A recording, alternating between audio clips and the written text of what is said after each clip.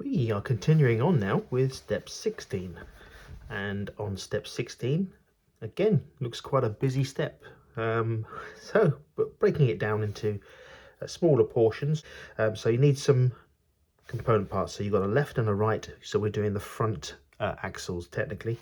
So you need the F7 and the F8 parts, which are these two guys over here. You then need the I think these are F1 and F9, so these two parts. You need the A6 here, and you need an A8 here, so that's these two parts. You're also going to need some screws, which are these guys, BB1. They're the 3x15mm screws.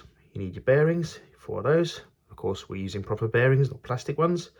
You need the ball connector with a longer thread, which is the BB5s, 5x9mm. Then you need the ball connector BB7s, which you only need 2 of those. You need the kingpins, you need 4 of those. You need your front wheel axles, 2 of those. You need your R-clips or your snap pins, just for a temporary measure. And the other thing I nearly forgot, but didn't, is these little guys here. These little guys, they belong here, they're the B11s. So that's these 2 little guys here. Right, we need to put all this together. I'll show you how. So for the first part of step 16, we're going to make one of these. Okay, so you can see here I've done one already, and I'll show you how I did this.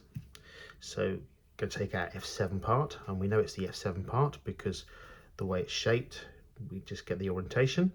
We're going to take our B11, which is this little plastic spacer, and we're going to take our ball connector, our 5x9mm.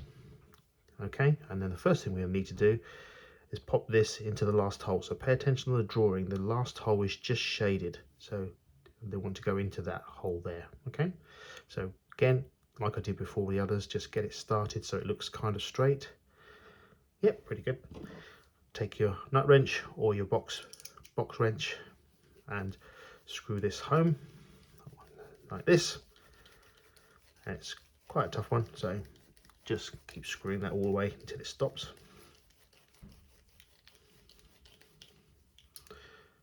Somewhere there. You pin a quarter turn. Then we take our bearings, and we need to pop our bearing into the carrier. And as you can see, I can't get me there, so I'm just going to take my box wrench and I'm going to push that home, and then make sure it's pushed all the way home, and you'll feel it as it goes in. Okay, that's all the way home. Take your other bearing on the other side, push that all the way home, like so. So now you've got your bearings inside your hub carriers, and then you take your wheel axle, which is this guy, and just a little bit of the grease on there, just a little bit. I don't need the lot because I've got the bearings anyway. And you pop that through there, and then once it comes through there, you pop one of your snap pins through the hole, stop it from sliding back. Okay, so that's the first half of step 16 done. Right, so for the second half of step 16, we're going to make one of these. So this is the one I've done on the right hand side. That's all ready. Show you how it's done. So you've got your hub carrier, and you've got your A6 piece here. Okay, and we've got your F9 piece. So the F9 piece, you want to get in the right orientation. So if you look carefully at the drawing, you've got this section. It goes at the back, so we've got the same on his side. So we then take this piece here, and we need to marry the hole up, but we also need to marry the shape up. You can see like the shape there. The camera can pick it. There we go. So it's shaped like that. So we're going to take that like that. We're going to take our long screw, and this is where you need to really screw this through, and you need to be patient as you screw this through. You can put a little bit of grease on the threads as well if you need to, and you wind this all the way through until it's tight. Okay, So back in a moment. So wound that all the way through until it stops. There we are. That stopped. So now we've got that bit through, and that's not going nowhere. Okay. Now we need to put this little ball end on the other side. Okay, so we're going to pop that little ball in now. And here we are. So you screw the ball end onto the thread. Okay.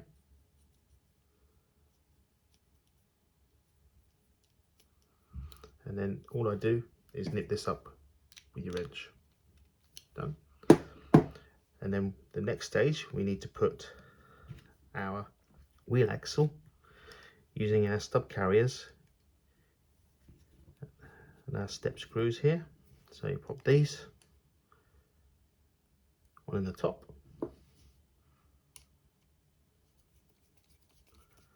and then wind the other one in the bottom, like that. And then you wind these tight.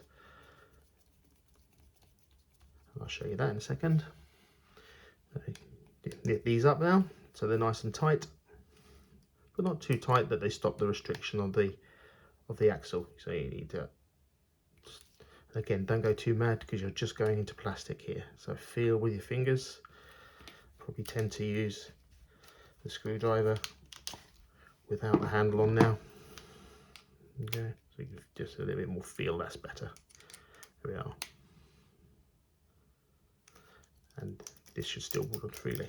Okay, here we go. Step 16 is completed. And we're now following on to step 17.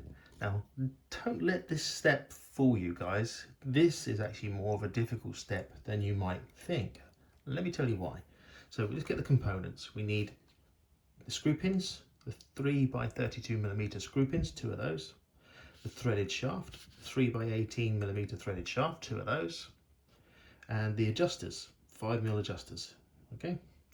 Now, it says on here that we've got to make a left and a right with the adjusters and the threaded bar and the 4.5mm gap. Okay, great. You think that's quite easy? Grab your adjusters and away you go. However, over here it says that you need to take off 2mm off of each of the adjusters. So your accuracy of the 4.5mm gap is going to be dependent on your accuracy of cutting the 2mm off of each of these ball connectors. And how you cut them off, I mean, do you use your scalpel blade? I don't think so, because I think this is too hard for a scalpel blade. So I think I might need to use more like a Stanley knife, which is a bit more robust, and I can put some more pressure through it in order to cut it nice and cleanly. Other ways you could use would be a hacksaw, but I don't think you're going to get with a junior hacksaw the accuracy of the 2mm. So don't let this step fool you. This is more tricky than it really does appear. And I've not seen Tamiya do this before and on the other kits. So this is new for me. Cutting the adjusters back. Very interesting. Anyway, let's see how I do. Okay, so with these little guys here, so I've twisted these on, and what I've done, I've cut them down by about 2mm. It's quite tricky. I did have to use a Stanley knife. So offer them up to the drawing and just take a look at them and look about right there. So you just offer them up to the drawing, and as you can see there, well, I'm about right there as well. Okay, so you can offer them up. And I've done a little, my steel rule is probably as accurate as I'll ever be, and it's about 4.5mm as best as we can. So that's that one, about 4.5mm, and that one there is about the same, 4.5mm. So that's those two made up. Now we've got to put them onto the axle arms and place that onto the front of our chassis. And to finish off step 16, we need to take our wheel axle assembly that we made. We need to pop that into place here now onto this arm. It's a bit of a tight fit, so you have to jiggle it in a little bit. There we go. take your screw pin. If you're lined up okay, it will just slide all the way through. If it's not, you're going to have to manipulate it into place. You'll feel it go through. Let me just, there we go.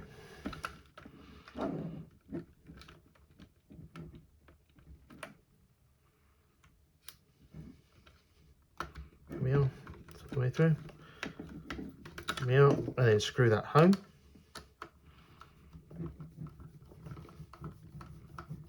Like that. There we are. And then with your Kung Fu grip, take your adjusters, pop those over the top, pop that one over the top as well, and not forgetting the steering one. This one's a bit harder than the others, so get this right. I can just get to show you on camera as we do it, and then pop that home as well, like so.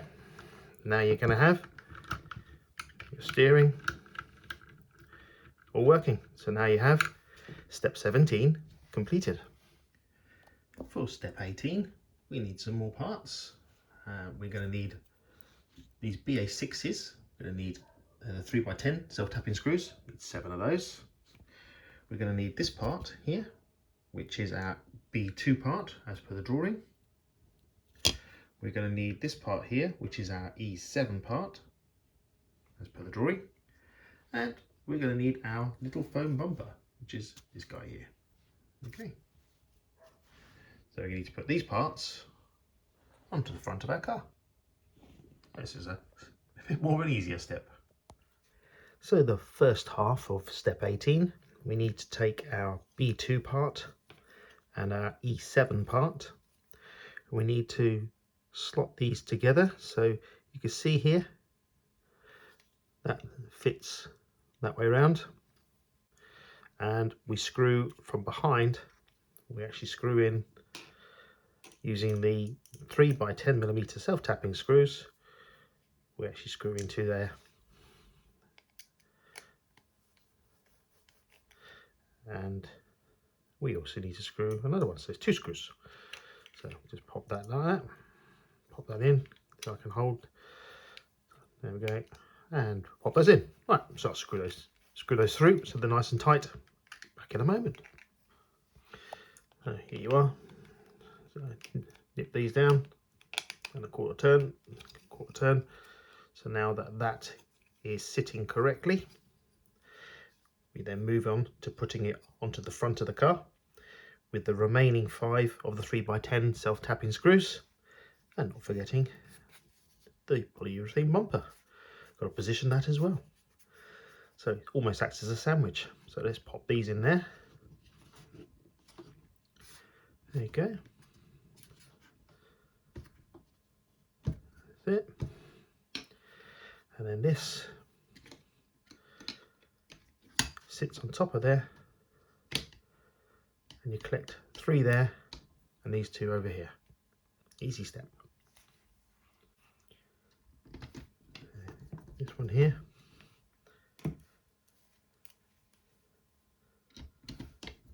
This one here.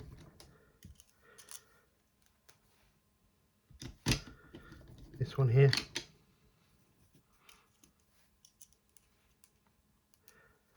This one here. And this one here. I should do up all 5 screws. Come back to you in a moment. And so just now we're in, so just nip these up and a quarter turn, like so. So they're all nipped up and a quarter turn. There we are. So that's nice and tight. So that's now step 18 completed.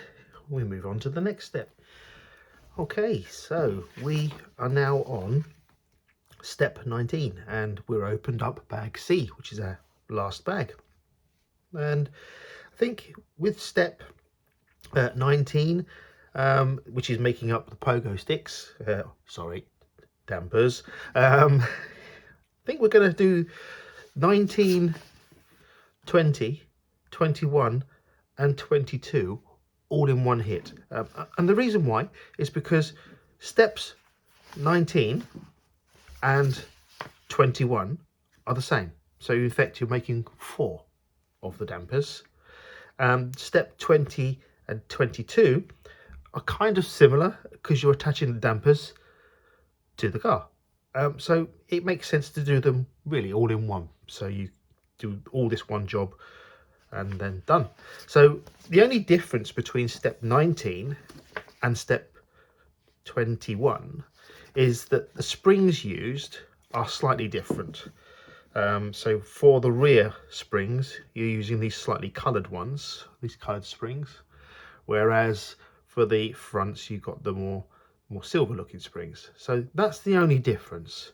And then the only difference between step 20 and 22 is the spacers that you use to attach to the actual car. So you use on the back ones, I believe you use the B8 spacers there, look, and on the front ones you're using the F5s and F4s. Okay, so really quite similar in steps. So let's make a pogo stick. So to make one of these suspension systems, aka pogo sticks, you take your C15 part, which is one of these. Okay, you've got a hole through it there, look. You take your shock body, okay, and you take one of these like little clips.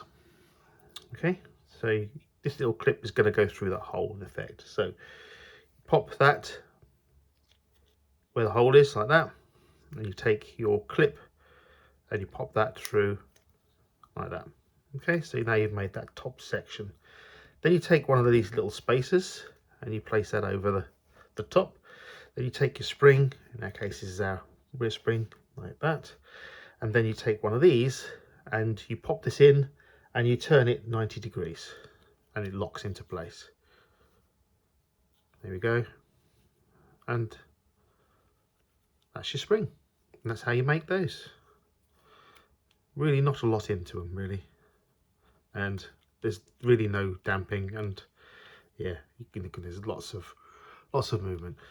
So I'm going to make these up anyway, just to show they go on the car, and then once I've made them up, we are going to have an upgrade towards the end of the video, because I got myself the mini shock sets here. So I'm going to put these, and this is oil filled shocks, onto this nice chassis. Okay, so I'll be back when I've made these up. And here you are. Here you now have your rear shocks and your front shocks, and like I say, they're really, I mean, that's a bit softer, that's a bit harder. So, but they really are nasty. I mean, just yeah. Anyway, so that's really step 19 and 21 completed. So to put them on the car, we now do 22 and 20 and 22. Okay. Okay, so to do steps 20 and 22, we need from the parts tree, we need these guys here for the rear ones, which are the B8s. We need on the front ones, we need the F4s, which go on the top section, and the F5s. So the F4 and the F5s, and the camera can pick that out, it's just slightly thicker. The F5 is slightly thicker than the F4.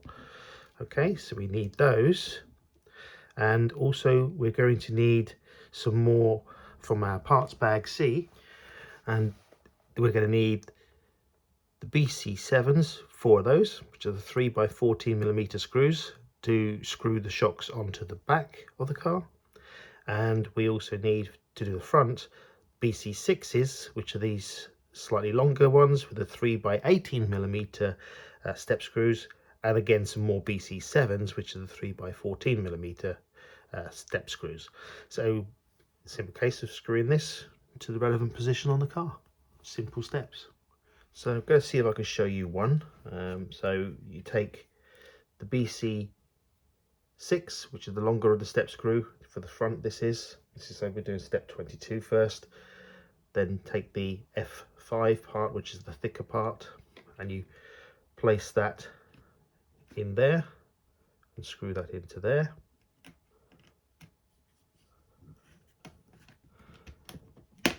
Okay, and then,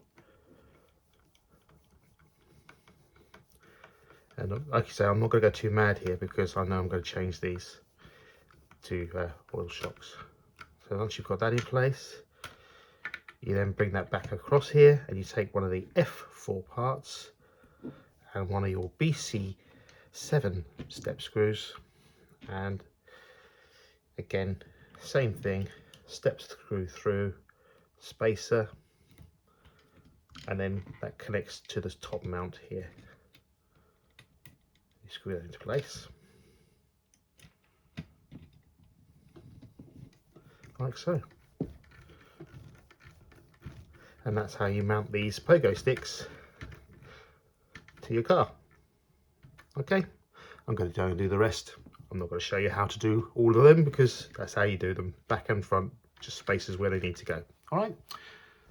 So what I'm going to try and get to show you on here as well is the center to center for these. Let's see if I can get this to sit nicely. So I believe from the picture here that the center to center on these shocks is actually 54. It might be just a wee bit less.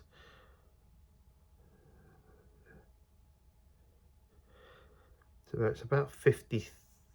It's 53.5 millimeters. Center to center is actually 53.5 millimeters on these front shocks. I wonder if the back shocks are the same. Yes, I think they are.